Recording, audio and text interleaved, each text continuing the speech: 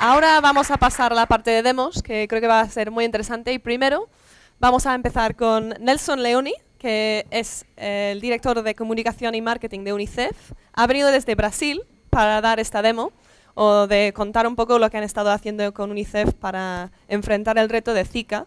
Y estoy muy ilusionada a ver su presentación, así que gracias, Nelson. Gracias. Buenas tardes. Yo voy a hablar un portuñol. Si no me comprenderem, levante a mano para eu traduzir e cambiar para inglês, não sei.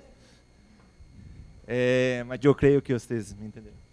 Então, primeiramente, eu gostaria de agradecer a invitação de Telefônica, de Luca, do Comitê Espanhol, de UNICEF, por trazer compartilhar essa experiência com vocês de dois projetos, em verdade, que nós desenvolvemos com Zika.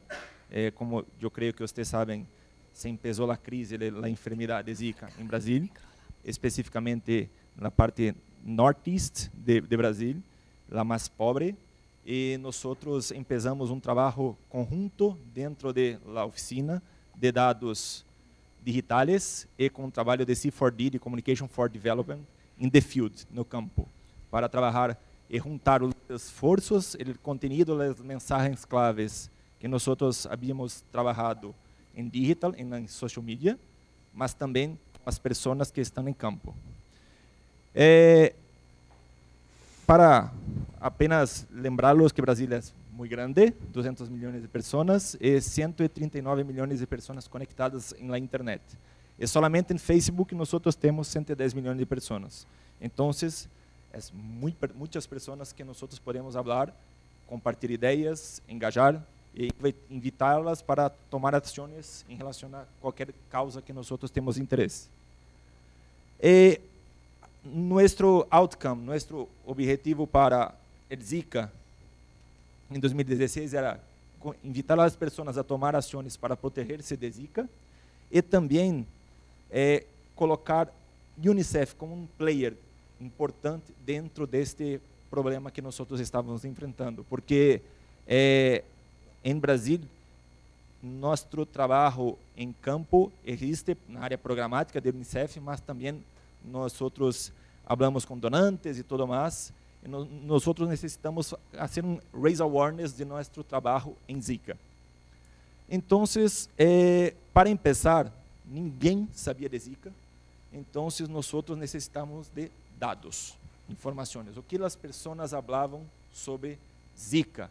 Quem eram essas pessoas, o que falavam, se tinha algum influencer que nós poderíamos falar para compartilhar mais conteúdos, como poderíamos involucrar a gente para que se protejam e combatam o mosquito, o mesmo de dengue, de chikungunya, outras enfermidades que nós temos em Brasil.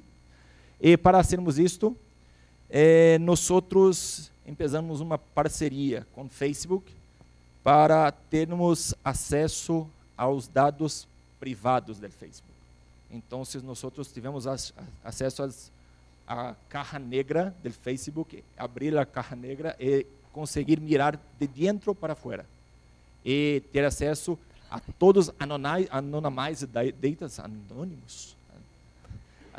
dados anônimos para compreender quem eram essas pessoas, o que falavam, onde estavam, geolocation, e como nós podemos impactar essas pessoas.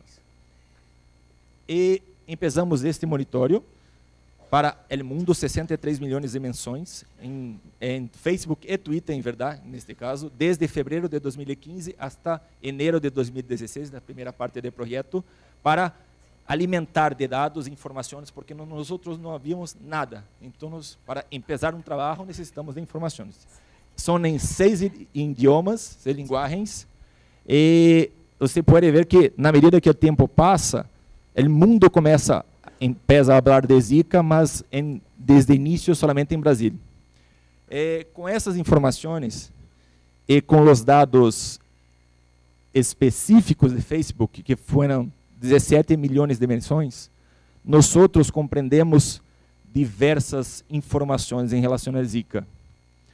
Por exemplo, nós conseguimos dividir o Brasil em 5 regiões com contenidos e propostas de conteúdos e estratégias de comunicações completamente distintas, porque os retos na região norte eram completamente distintos dos retos na região sul, de nordeste, centro-oeste, sudeste.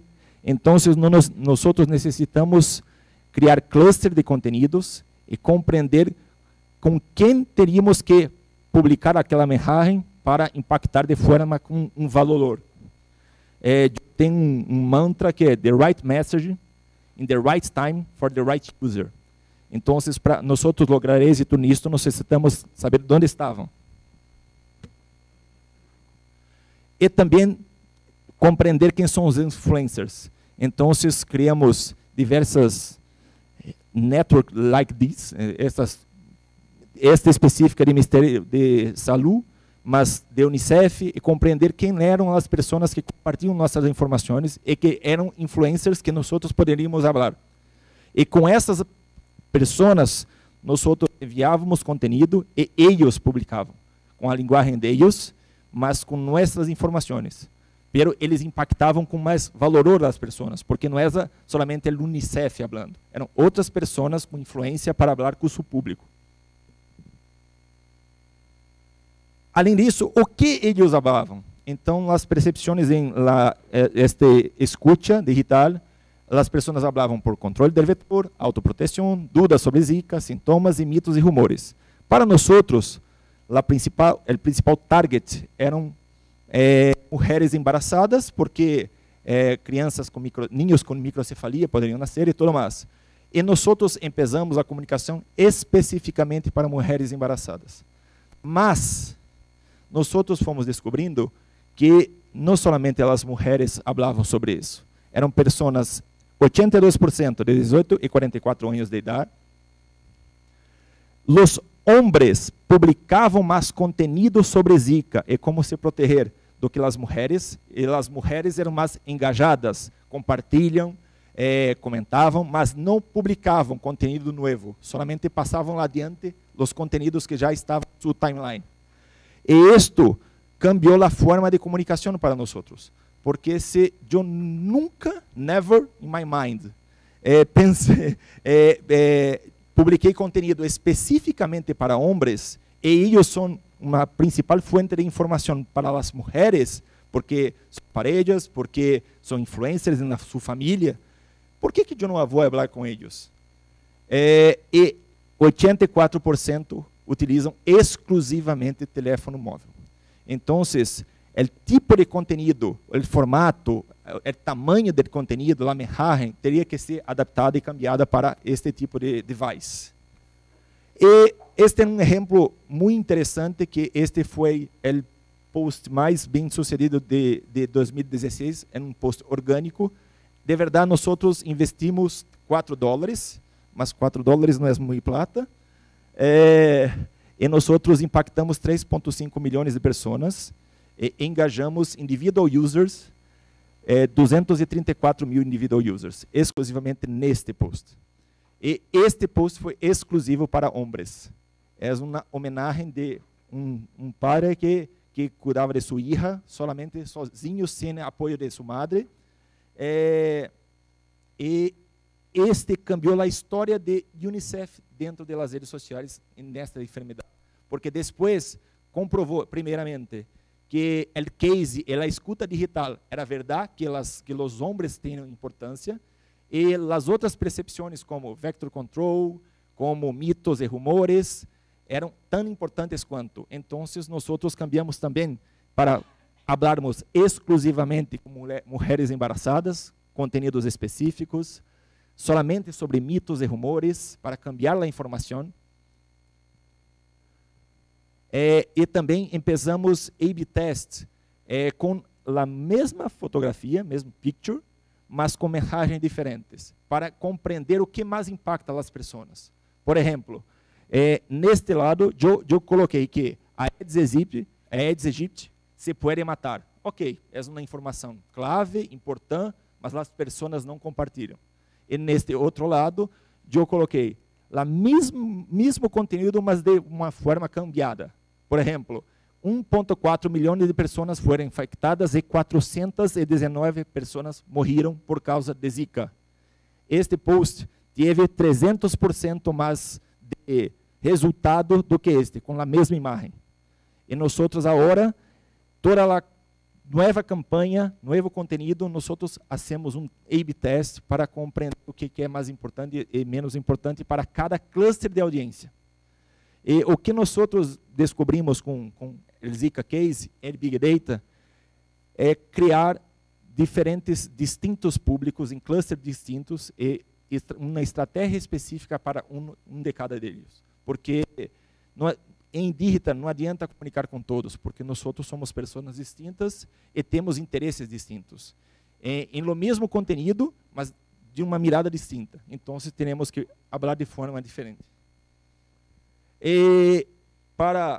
Em resumo, nós conseguimos chegar a 82% das pessoas para tomada de decisão, de tomar alguma atitude em relação a Zika, e o Raise Awareness de Facebook aumentou para 36% em relação a esta sua participação em Zika.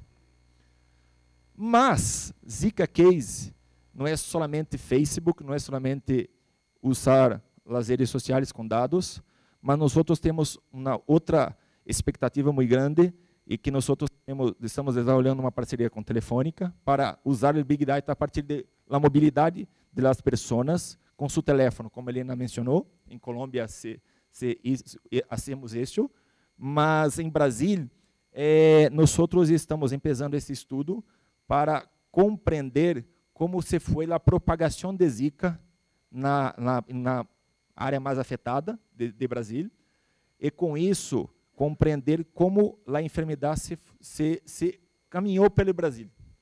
E imagine se nós pudéssemos juntar todos os dados de Facebook, com todos os dados de Google que nós recebíamos, com esses dados, e mais os dados de governo, de pobreza, de localização de hospitais, e outros dados tão importantes, e juntar todos para, em conjunto, ter de verdade um Big Data para cambiar a vida das pessoas. Então, esse superponer os diferentes tipos de dados é muito importante para nós. Por exemplo, em Brasil, na área de região Nordeste, este é um dado que eu tenho, que é dado da epidemia. Eu posso juntar com dado de population density, dados específicos do município, com dados do mobile, direto do telefone, e também dos dados de pobreza. Com todos esses dados, eu consigo desenvolver uma estratégia de comunicação, e se for para cambiar a vida dos niños, em nosso caso, mas a vida das pessoas. E de clima também. E eu consigo, inclusive, porque as pessoas se movimentam, mas em seus coches, não necessariamente solamente andando, caminhando. Então, eu monitoro também as rodovias. Se pode fazer check-ins ou locais que a polícia pode parar as pessoas e iniciar uma estratégia de comunicação sabendo da informação correta, porque eu tenho as informações de dados de seu telefone, do Facebook, e eu sei o que ele necessita receber. E, em resumo, o que quero deixar para vocês é que Zika foi para nós uma oportunidade de começar a trabalhar com Big Data. Mas foi só o início, porque agora nós gostaríamos muito de trabalhar em combinação com outros indicadores, por exemplo, estimação de quanto tempo tomam os niños para chegar às escolas, se as escolas estão em sua localização correta, se há necessidade de cambiar algo, compreender como as migrações afetam a vida dos niños e adolescentes em todo o país, nosso país, país da Latinoamérica, compreender como os eventos naturais, como Helena citou, e câmbio climático afetam o bem-estar de los niños e adolescentes, e a cartografia de acesso aos serviços públicos, porque eu tenho uma parceria cerrada com o governo, e se pode descobrir que o hospital, por exemplo, está numa localização que não está sendo tão efetiva. É possível cambiar a sua localização ou a sua estratégia de entrega de serviço, cambiar a forma, o tipo de serviço que está sendo entregue. Entonces, nuestro objetivo a partir de este año, desde ese año, es aprimorar estas parcerias a fim de utilizar a Big Data em conjunto com outras empresas, outras instituições, governos públicos e privados, para efetivamente cambiar e garantir a vida de niños e adolescentes em Brasil e no resto do mundo. É isso. Se escutaram, 70% está bem.